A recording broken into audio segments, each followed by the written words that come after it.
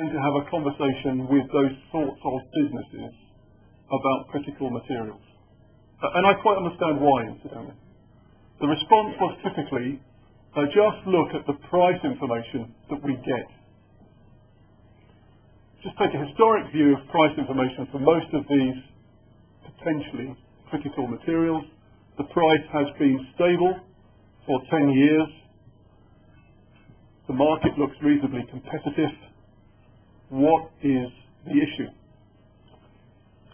Well, now, we're delighted that things are quite different. The discussion is not just about critical materials, but also the diversity of supply. The fact that you can buy a material cheaply is not the only driver. In some cases, companies are prepared to pay a premium in order to diversify their supply. So,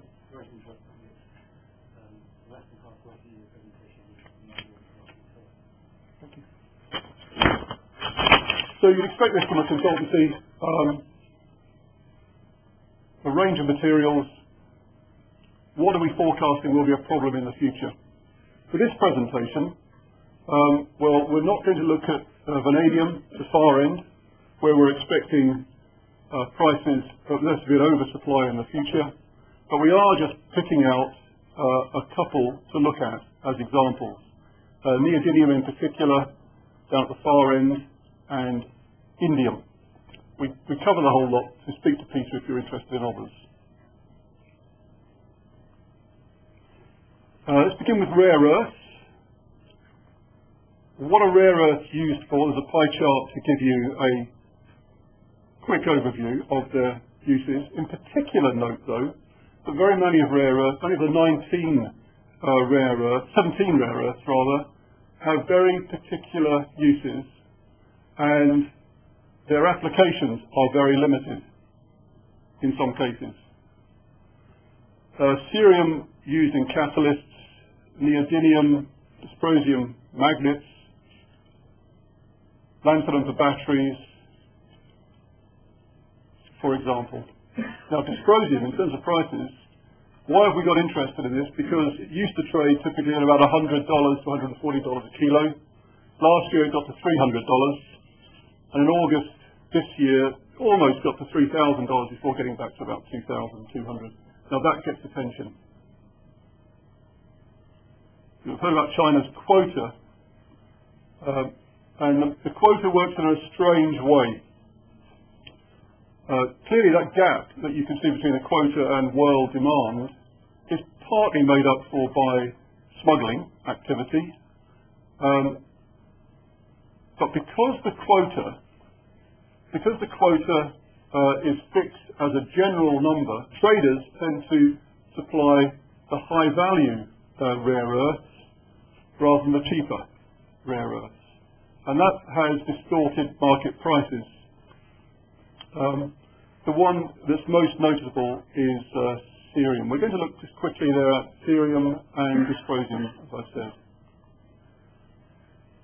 So recycling is one response to these higher prices, and Hitachi have got a process which they've been applying for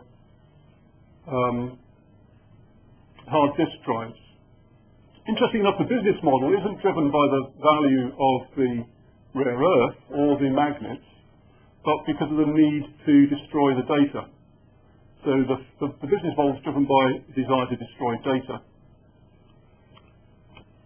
Getting the magnets out, once it's done, still leaves you with a whole lot of technical difficulties, but we're expecting there's a great deal of research going on about solving those issues now. We expect to see further innovation in this area for the recycling of those components.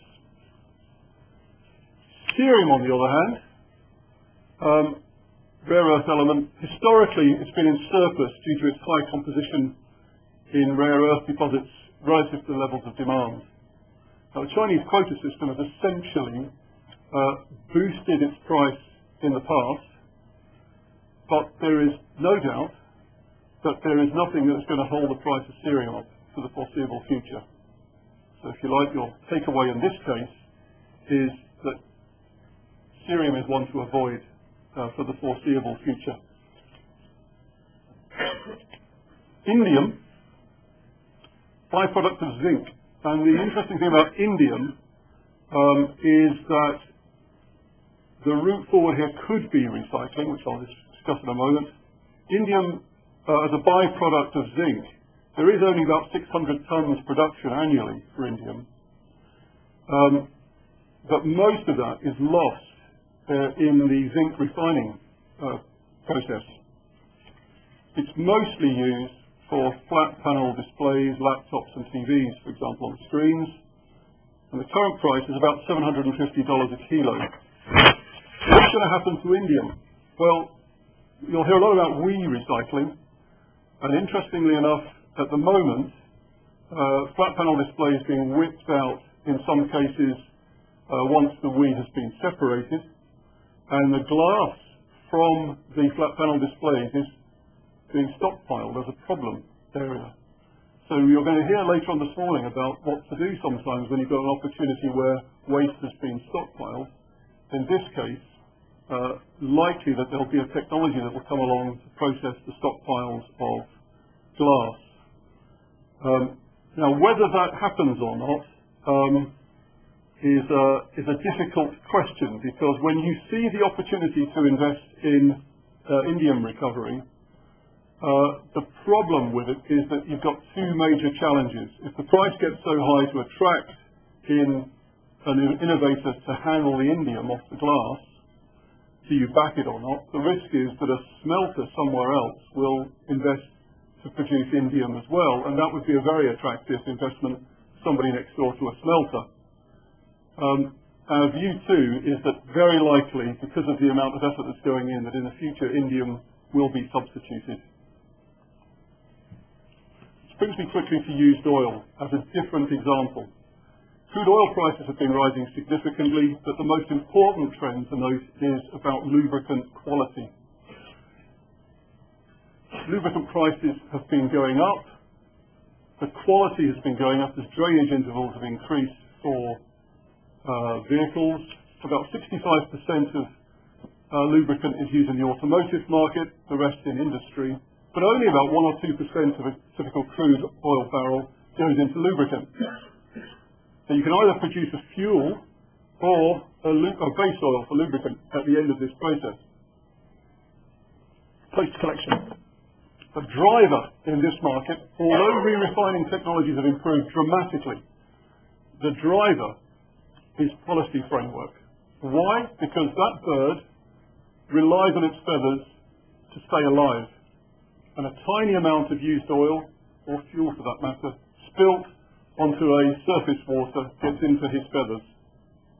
So policy tends to be focused on environmental issues around the management of used oil. And whichever jurisdiction you're in, traditionally, policy has been the driver for investment in used oil. It's being slowly overtaken by economics, price of lubricants going up. So what have we seen? What conclusions can we draw? Firstly, we've seen an extended period now from the last 4 years of volatile prices. Recycling, substitution, new capacity are 3 responses. Public policy changes are 4, and they come in all sorts of different guises.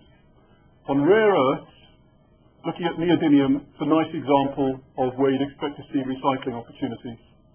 For cerium, we think it's much more likely in that case that new capacity will be introduced, driving down the value of cerium and therefore the opportunities in that area. For indium, recycling is where we suspect there will be some opportunities to recycle the indium using stockpiles.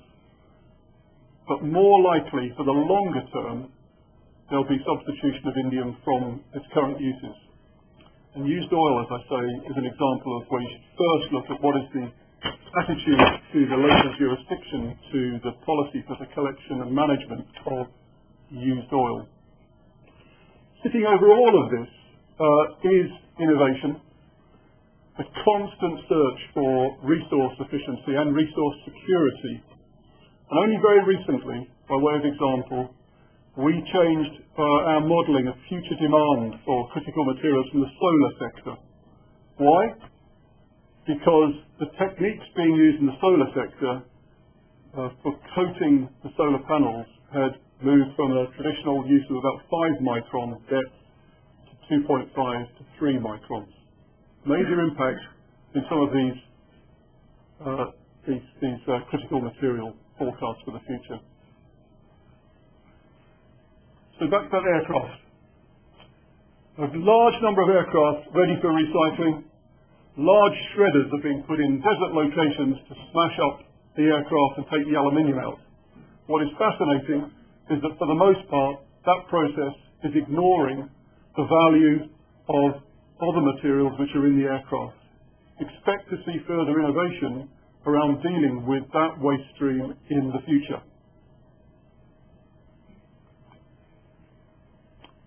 If you want to do business with us, you've heard me telling you about our experience.